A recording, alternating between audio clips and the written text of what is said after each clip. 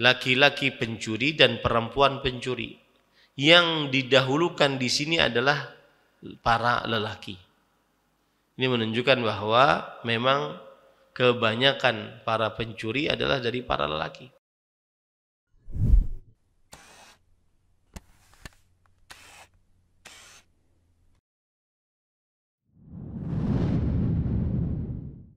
Alhamdulillahi Rabbil Alamin. Wabihi nasta'inu ala umuri dunya waddin. Wassalatu wassalamu ala ashrafil anbiya'i wal mursalin, Nabiina Muhammadin wa ala alihi wa ashabihi ajma'in. Amma ba'd. Alhamdulillah, kita bersyukur pada Allah Subhanahu wa ta'ala pada hari ini, hari Jumat 15 Safar 1445 Hijriah, kita dimudahkan oleh Allah Subhanahu wa ta'ala untuk duduk bersama mengkaji kembali kitab Al-Kabair yang ditulis oleh Al-Imam Al-Zahabi rahimahullahu ta'ala. Salawat dan salam semoga selalu Allah berikan kepada Nabi kita Muhammad sallallahu alaihi wa ala alihi wasallam, pada keluarga beliau, para sahabat, serta orang-orang yang mengikuti beliau sampai hari kiamat kelak. Dengan nama-nama Allah yang husna dan sifat-sifatnya yang ulia, kita berdoa, Allahumma inna nas'aluka ilman nafi'an wa rizqan tayyiban wa amalan mutaqabbala, Allahumma amin. Ahibati fillah, afanillahu iyyakum. Para jamaah sekalian Masjid As-Salam Banjarmasin yang saya muliakan, semoga Allah Subhanahu wa ta'ala selalu memberikan afiat kepada kita di dunia dan di akhirat. Pada pertemuan kali ini kita membahas Al-Kabiratu Tsalitsatu wal Ishrun, dosa besar yang ke-23. Penulis Al-Imam Al-Zahabi rahimahullahu ta'ala berkata, As-Sariqah, dosa besar yang ke-23 adalah yaitu pencurian. Dan pencurian pengertiannya disebutkan oleh para ulama fikih di dalam beberapa kitab. Di antara arti dari pencurian adalah akhdhul mal ala wajhil istitar. Secara bahasa pencurian adalah pengambilan harta dalam keadaan tersembunyi. Pengambilan harta dalam keadaan tersembunyi. Sedangkan di dalam istilah syariat yaitu akhdhu mukallafin malan muhtaraman li ghairihi nisaban akhrajahu min hirzihi khufyatan wala syubhata lahu fihi. Artinya, seorang yang diberikan beban untuk beribadah mengambil harta yang suci dimiliki oleh orang lain dengan batas yang telah ditentukan, ia keluarkan dari tempatnya secara tersembunyi dan tidak ada syubhat miliknya di dalam hal tersebut. Kita akan jelaskan pengertian ini. Akhdhu mukallaf artinya pengambilan oleh seorang yang mukallaf. Mukallaf itu muslim, baligh, berakal, itu artinya mukallaf. Pengambilan oleh orang yang mukallaf, oleh seorang muslim, baligh, berakal, malan, harta, muhtaraman. Muhtaraman artinya adalah yang suci. Harta tersebut harta yang diharamkan untuk diambil. Nisaban. Nisaban artinya sesuai dengan batas yang ditentukan di dalam syariat Islam. Apabila itu diambil, maka itu disebut sebagai pencurian.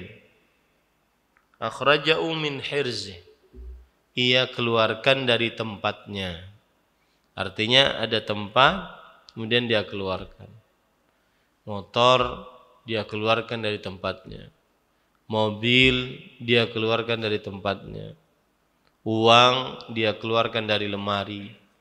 Khufyatan, secara tersembunyi. La syubhata lahu fihi.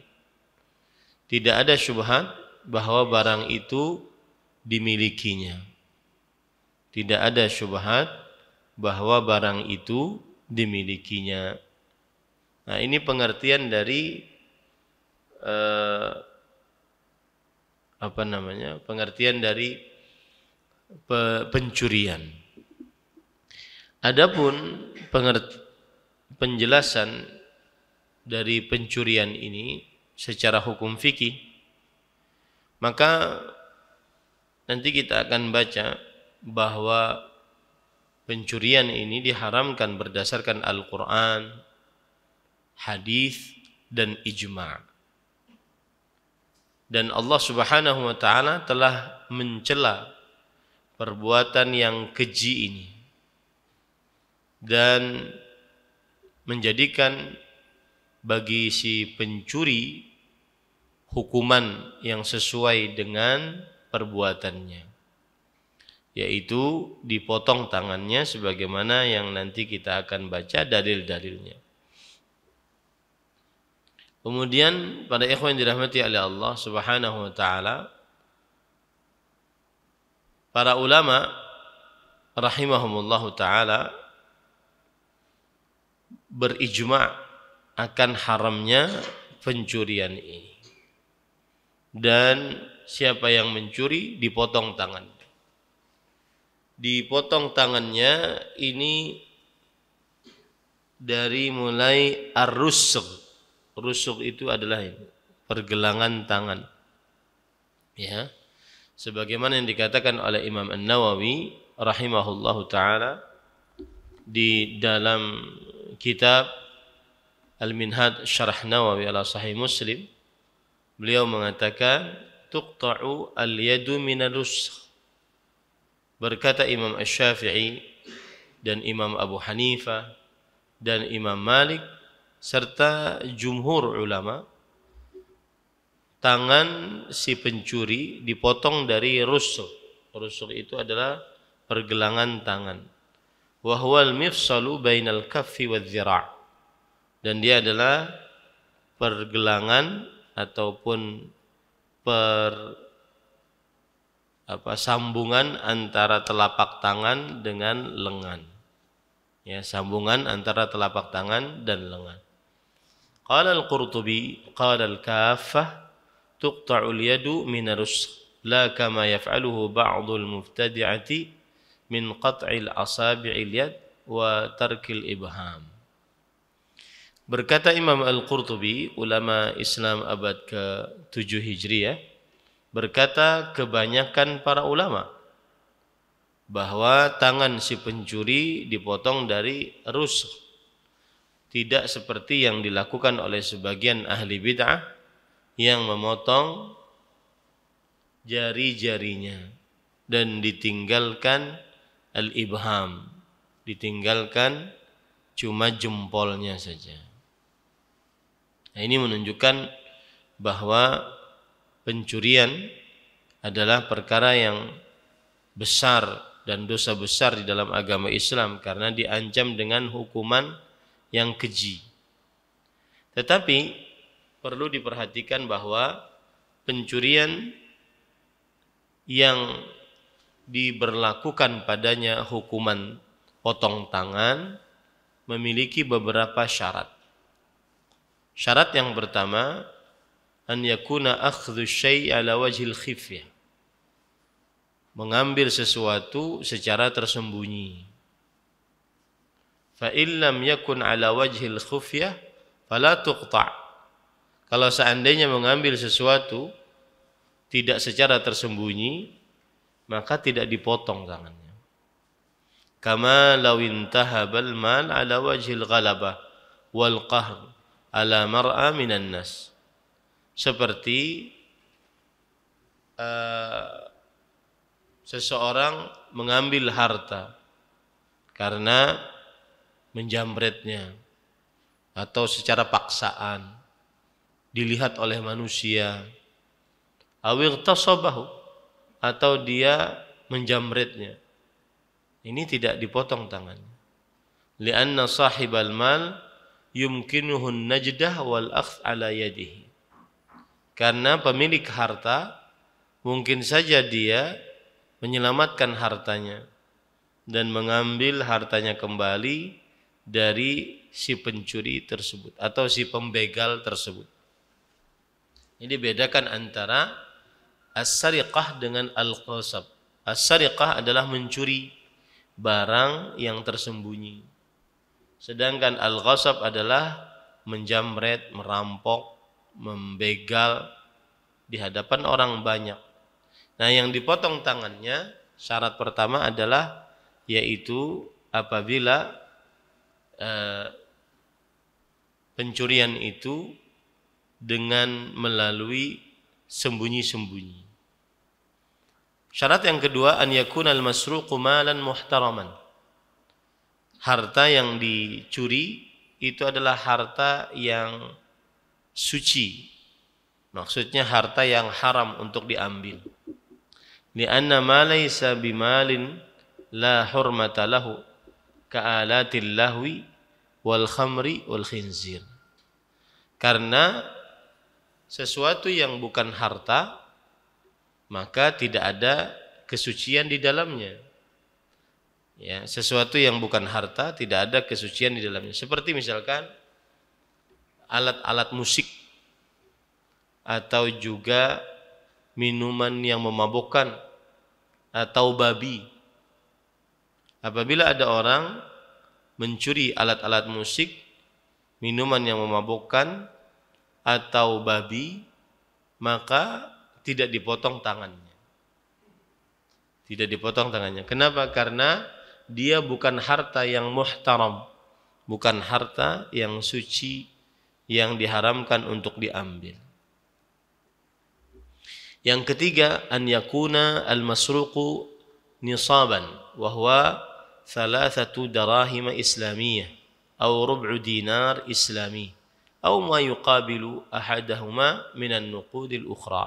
Harta yang dicuri itu harus sampai batasan yang telah ditentukan, yaitu 3 dirham islami atau 1/4 dinar. Berapa 3 dirham itu? 3 dirham itu kalau kita hitung, 1 dirham itu adalah sekitar 2,975 gram perak. 2,975 gram perak. Itu adalah 1 dinar atau 1 dirham. Berarti coba dikali 3, 2,975 gram kali 3, habis itu di-compare dengan harga perak hari ini berapa? Atau rubu'u dinar. 1 dinar itu 4,25 gram emas. Berarti 1/4 dari itu. Berapa? 1/4 berarti 1, sekian. Berapa, Mas? 1 juta. Yang perak ya?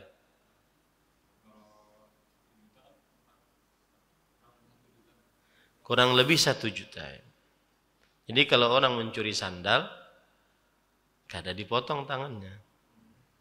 Intalu sebuting, kada dipotong tangannya. Ya, harus ada batasan yang sudah ditentukan dalam syariat Islam. Nah, ini. Kemudian atau setengah dinar tadi. Setengah dinar seperempat dinar. 1/4 dinar itu 1 dinar itu 4,25 gram. 1 gram 1 juta. Oke, 1 jutaan lah ya. 1 juta, ya. 1 juta sekian gitu ya. Nah, yang keempat, an ya'khudhal masruq min hirzihi. Wa hirzul mal ma ta'awwada an-nas ala hifdhi amwalin fihi kal khizanati mathalan.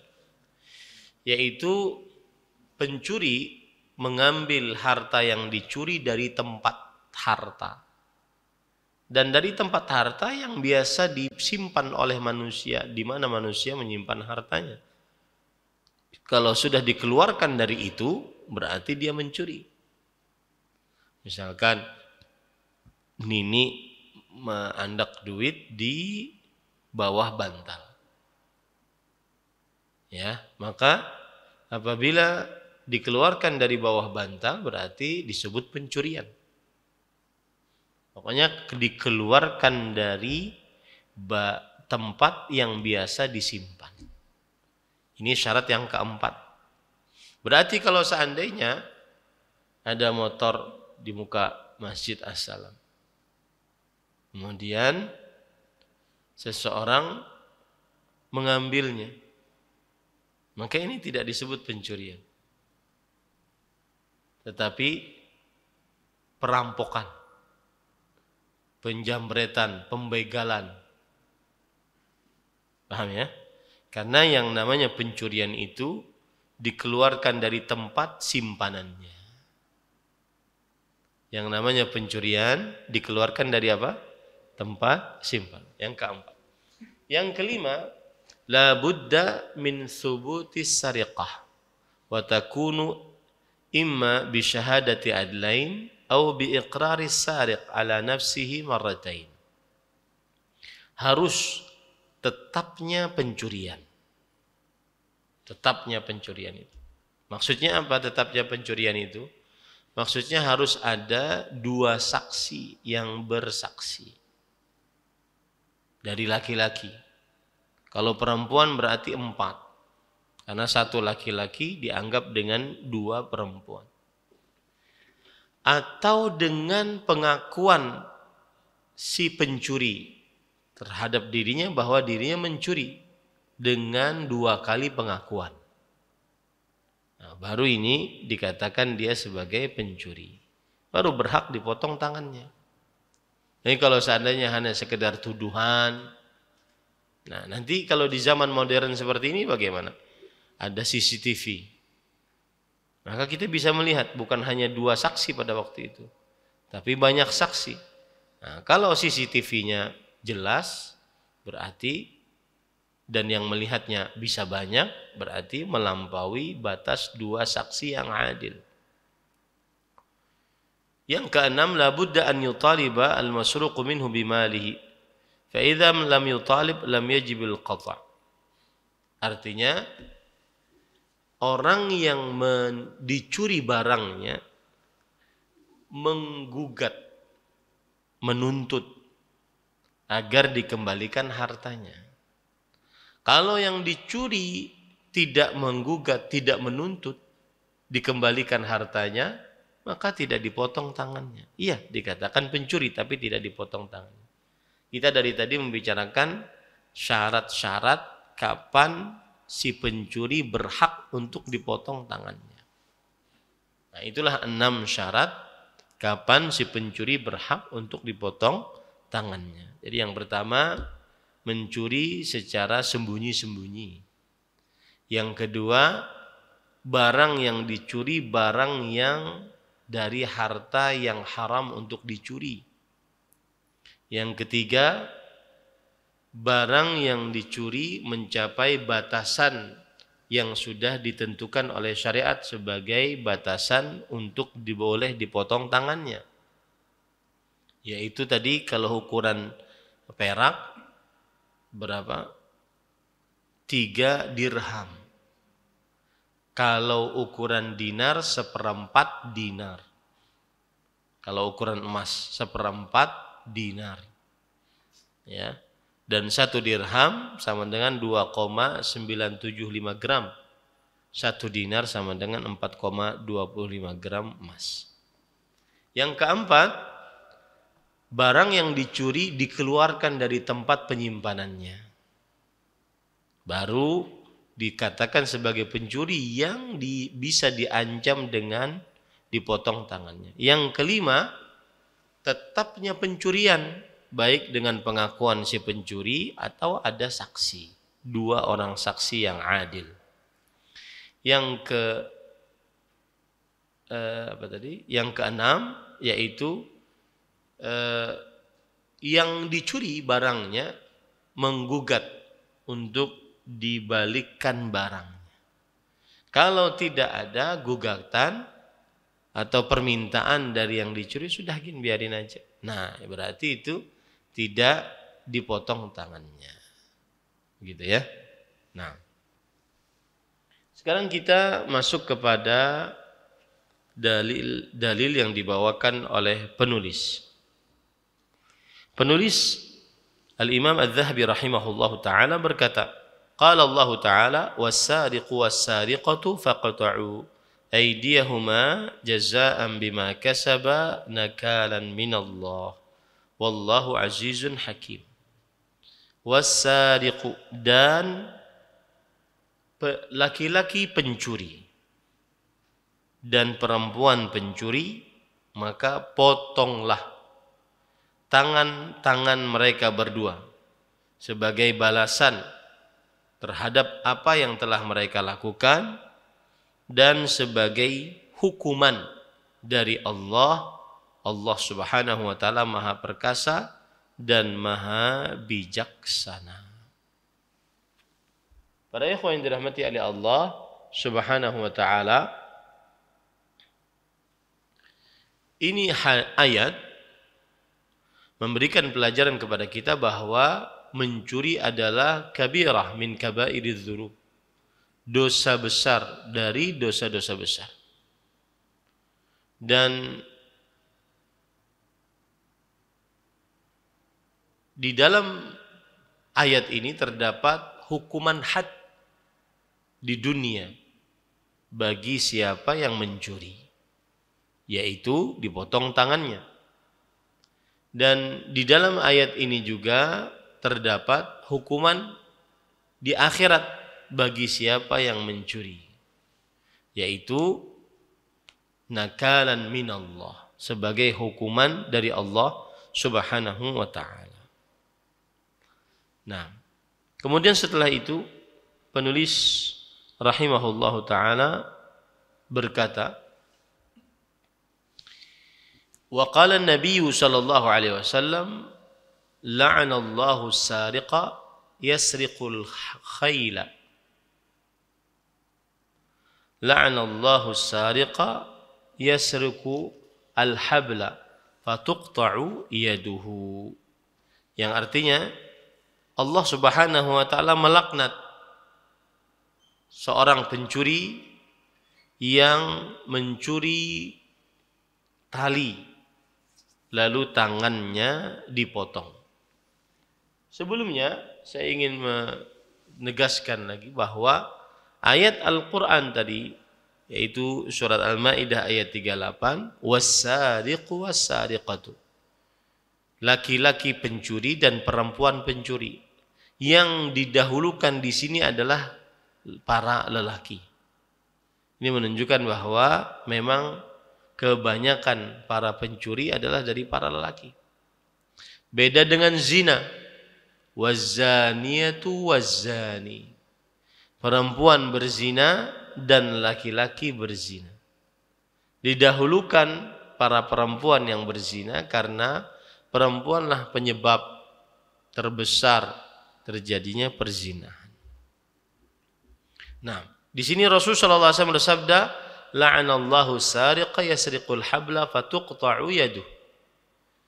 Yang artinya Allah Subhanahu wa taala melaknat pencuri yang mencuri tali lalu kemudian dipotong tangannya. Ini adalah sisi lain dari pendalilan bahwa mencuri adalah dosa besar. Karena di dalam hadis ini terdapat laknat. Allah melaknat. Dan arti laknat adalah at-tardu wal ib'ad min rahmatillahi tabaraka wa ta'ala. Yaitu diusir dan dijauhkan dari rahmat Allah Subhanahu wa ta'ala. Ketika ada dosa yang diancamkan dengan laknat, maka itu berarti dosanya adalah dosa besar. Nah, kemudian penulis membawakan dalil yang lain, yaitu hadis yang berbunyi lau anna Fatimah binta Muhammadin radhiyallahu anha wa sallallahu ala nabiyina Muhammad saraqat laqata'tu yadaha. Artinya, jikalau Fatimah binti Muhammad, Fatimah adalah anak dari Nabi Muhammad sallallahu alaihi wasallam, hasil pernikahan beliau dengan Khadijah radhiyallahu anha. Khadijah ketika menikah dengan Rasul sallallahu alaihi wasallam banyak melahirkan anak. Di antaranya Al-Qasim, kemudian Ibrahim, lalu anak-anak perempuan Zainab, Ruqayyah, Ummu Kulthum dan Fatimah. Semua anak-anaknya meninggal sebelum Nabi Muhammad SAW meninggal, kecuali Fatimah radhiyallahu anha wa arda. Dan Fatimah radhiyallahu anha, beliau anak yang paling serupa sikap dan juga perbuatannya dengan Nabi Muhammad sallallahu alaihi wa ala alihi wasallam. Di sini kalau seandainya Fatimah binti Muhammad radhiyallahu anha wa sallallahu ala nabiyina Muhammad mencuri, sungguh aku akan potong tangannya. Ini menunjukkan bahwa siapapun pencurinya, seberapapun kedudukannya di tengah-tengah masyarakat, maka hukumannya tetap, karena hukumannya telah ditentukan oleh Rasulullah sallallahu alaihi wa ala alihi wasallam. Kemudian setelah itu penulis membawakan dalil lagi. La yazni zani hina yazni wa huwa mu'min, wa la yasriqu as-sariqu hina yasriqu wa huwa mu'min, walakinna at-taubata ma'rudatun ba'du. Tidaklah seorang yang berzina dalam keadaan beriman, dan tidaklah seorang yang mencuri dalam keadaan beriman, akan tetapi taubat akan dihadapkan setelahnya. Dan ini sisi yang ketiga yang menunjukkan bahwa pencurian adalah dosa besar, yaitu dinafikan keimanan dari seorang pencuri. La yasriqus sariq hina yasriq wa huwa mu'min, yang artinya seorang yang mencuri ketika dia mencuri tidak dalam keadaan beriman. Nah, ini dinafikan keimanan oleh Rasulullah sallallahu alaihi wasallam. Dan penafian keimanan di sini maksudnya adalah nafyun li kamalil imanil wajib.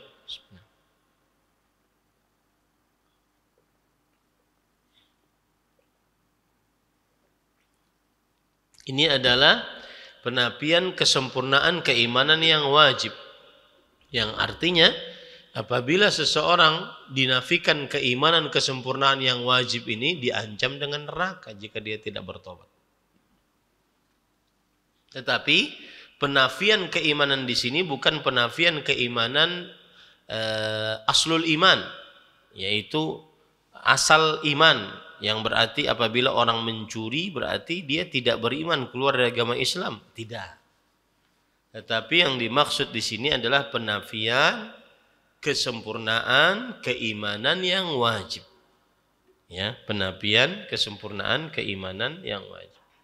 Nah, ini sekali lagi pendalilan yang ketiga atau sisi pendalilan yang ketiga bahwa mencuri adalah dosa besar. Jadi kalau kita lihat tadi pendalilan yang pertama adalah mencuri dipotong tangannya. Setiap kali ada dosa yang ada hukuman hadnya, maka itu adalah dosa besar. Yang kedua, pencuri dilaknat oleh Allah. Setiap kali ada dosa yang diancam dengan siksa, kemudian laknat, maka dia adalah dosa besar. Yang ketiga, yaitu pencuri dinafikan keimanannya, ditiadakan keimanannya. Dan keimanan yang ditiadakan adalah keimanan, kesempurnaan keimanan yang wajib. Bukan asal iman, bukan ya. Karena kalau ditiadakan asal iman berarti dia kafir, keluar dari agama Islam. Tidak ada ulama yang mengatakan orang mencuri keluar dari agama Islam, kecuali kalau dia menghalalkan pencurian. Maka yang dimaksud dengan seorang yang mencuri saat dia mencuri tidak dalam keadaan beriman, maksudnya tidak dalam keadaan beriman yang keimanan yang sempurna yang wajib. Yang apabila seseorang tidak memiliki keimanan tersebut, maka diancam dengan neraka. Taib.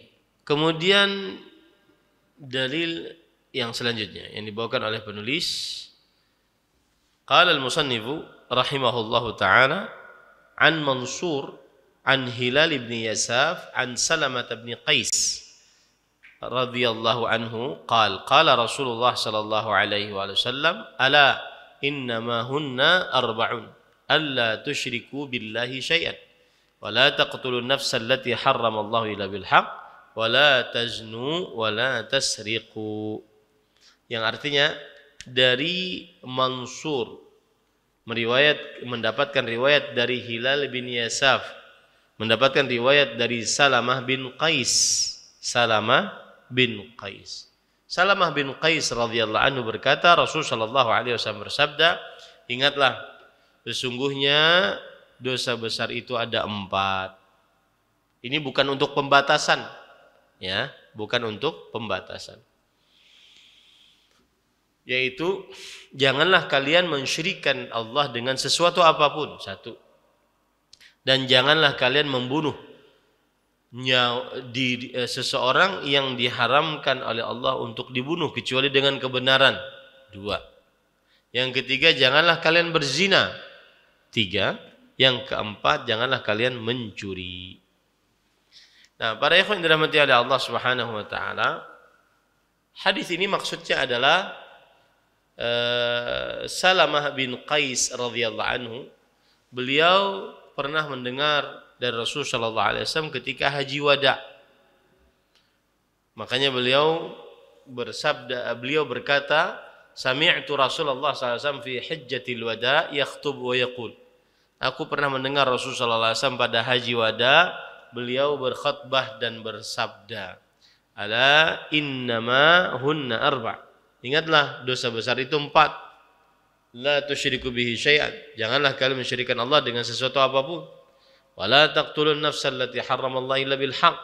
Janganlah kalian membunuh seseorang yang diharamkan oleh Allah untuk dibunuh kecuali dengan kebenaran. Wala taznu, dan janganlah kalian berzina. Wala tasriqu, dan janganlah kalian mencuri.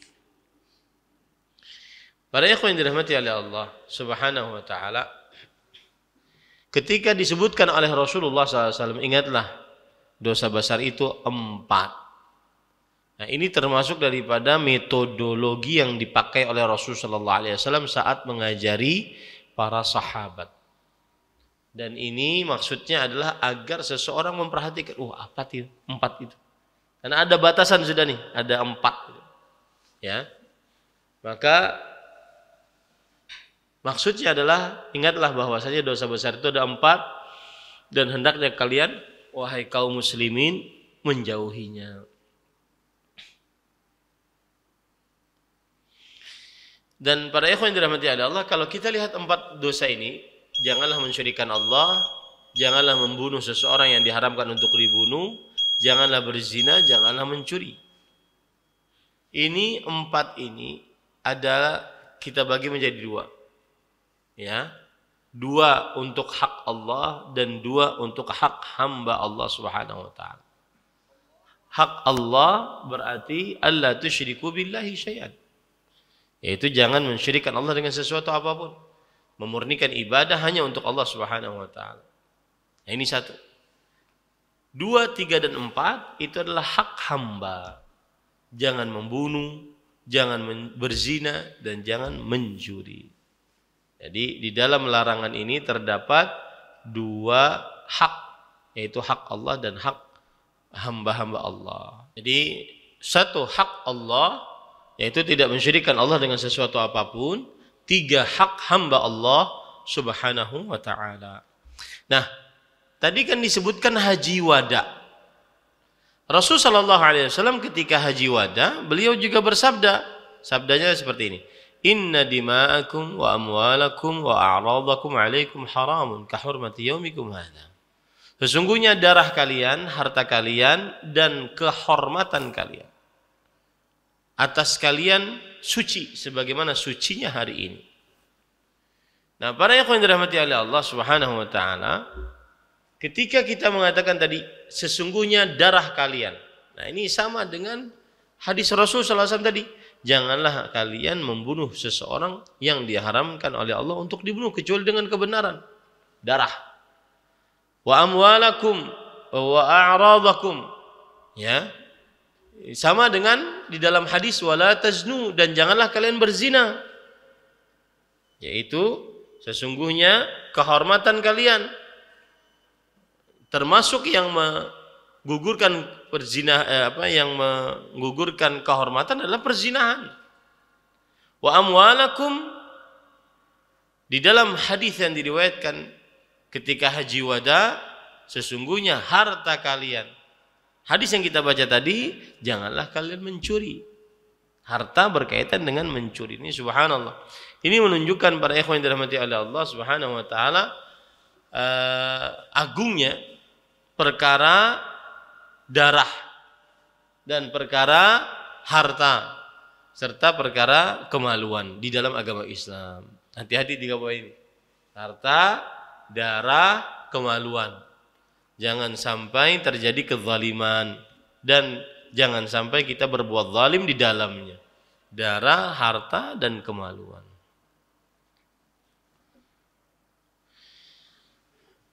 Kemudian para ikhwan yang dirahmati oleh Allah Subhanahu wa taala, penulis kemudian mengatakan, "Wala yanfa'u as-sariqu taubatuhu illa bi an yuradda ma saraqah, fa in kana muflisan tahallala min sahibil mal." Dan tidak bermanfaat taubatnya orang yang mencuri. Si pencuri tidak manfaat taubatnya kecuali dia mengembalikan barang yang dicurinya. Makanya barang yang dicuri itu tidak boleh dibeli. Ada barang curian di kantor polisi misalnya, kemudian kita beli, ini nggak boleh, karena itu harus dikembalikan kepada pemiliknya. Fa in kana muflisan, kalau seandainya dia tidak punya uang untuk mengembalikan, maka dia minta halal kepada orang yang barangnya dicuri. Dia minta halal kepada orang yang barangnya dicuri. Para ikhwan dirahmati oleh Allah, mungkin agak aneh di sini. Kok pencuri tidak bermanfaat taubatnya? Maka kita katakan taubat sampai diterima itu ada 3 syaratnya. Yang pertama, menyesal atas perbuatannya. Yang kedua, melepaskan dari dosa. Yang ketiga, bertekad untuk tidak kembali lagi. Nah, ini keumuman dosa kalau seorang ingin bertobat darinya seperti itu.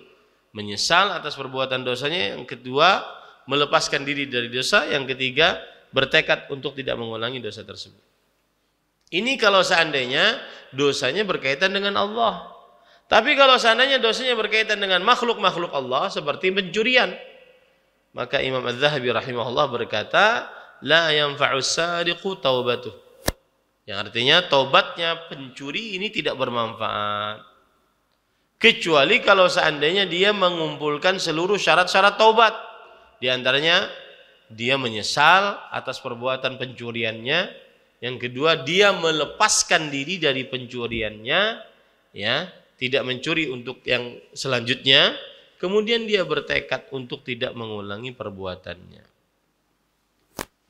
Nah, ini kalau seandainya orang seperti itu, maka niscaya diterima oleh Allah Subhanahu wa taala. Kemudian juga dia harus mengembalikan barang-barang yang dia curi. Kalau seandainya dia sanggup, kalau hanya tidak sanggup maka dia harus minta halal. Kalau tidak, hisabnya belum selesai. Ya, hisabnya belum selesai.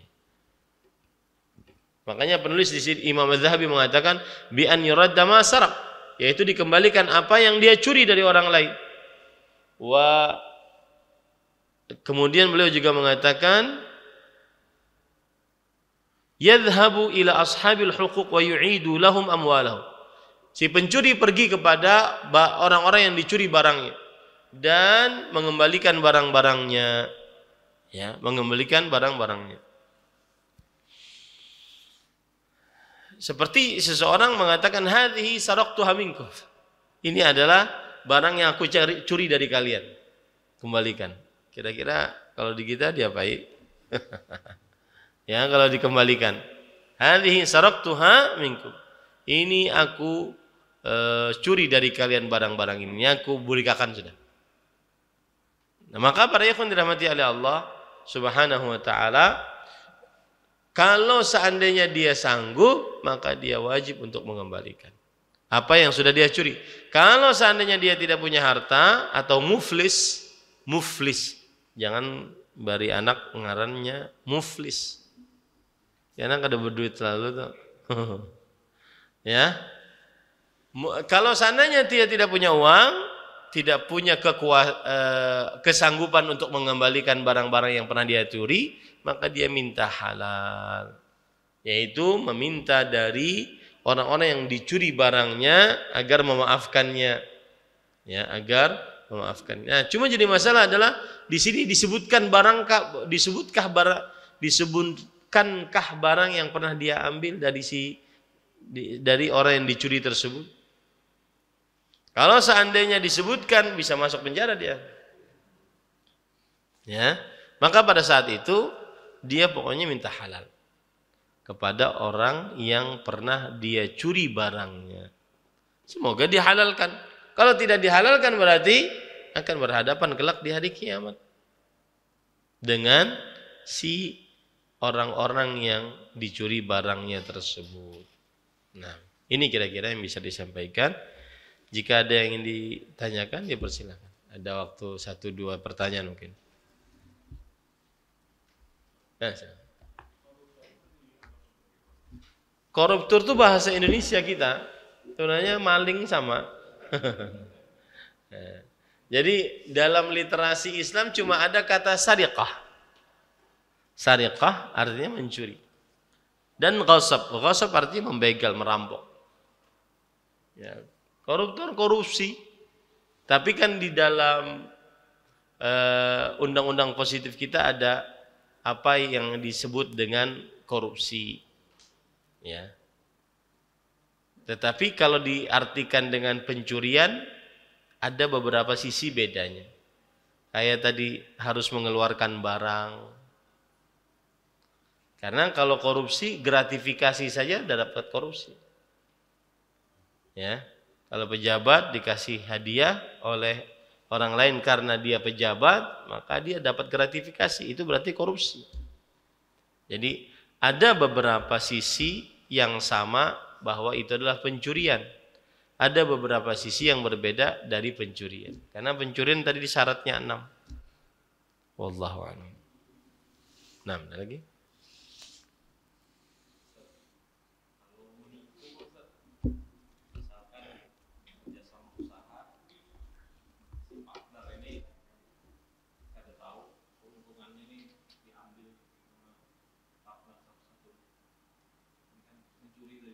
Iya. Sama itu mencuri itu. Tetapi itu lebih condong kepada kalau pengertiannya adalah aklu amwalin nasi bil batil, memakan harta orang lain dengan kebatilan. Memakan harta orang lain dengan kebatilan. Jadi pencurian itu khusus. Barangnya disimpan, dia keluarkan. Mencurinya dengan sembunyi-sembunyi. Jadi kalau seandainya ada sandal di depan masjid, lalu dia curi. Nah itu bukan sariqah, bukan pencurian yang dalam definisi para ahli fikih. Ya, nah, sama seperti tadi. Kalau ada orang berdua bersyarekat, lalu yang satu tidak jujur, akhirnya mengambil keuntungan lebih daripada yang sudah ditetapkan. Apapun permasalahan, maka ini bukan mencuri, tetapi ini adalah memakan harta orang lain tanpa kebenaran. Ya, wallahu a'lam. Karena pencurian tadi apa? Harus ada barang yang keluar dari tempatnya. Kemudian harus dilakukan sembunyi-sembunyi. Wallahu a'lam. Ada lagi? Cukup kiranya? Baik, ini yang bisa disampaikan pada kesempatan kali ini. Wa sallallahu nabiyana Muhammad walhamdulillahi rabbil alamin. Subhanakallahumma hamdik asyhadu an la ilaha illa anta astaghfiruka wa atubu ilaik. Wassalamualaikum warahmatullahi wabarakatuh. Terima kasih. Jazakumullah khairan wa barakallahu fikum. Video ini dibuat atas partisipasi dari donasi Anda. Semoga menjadi amal jariah bagi Anda semuanya.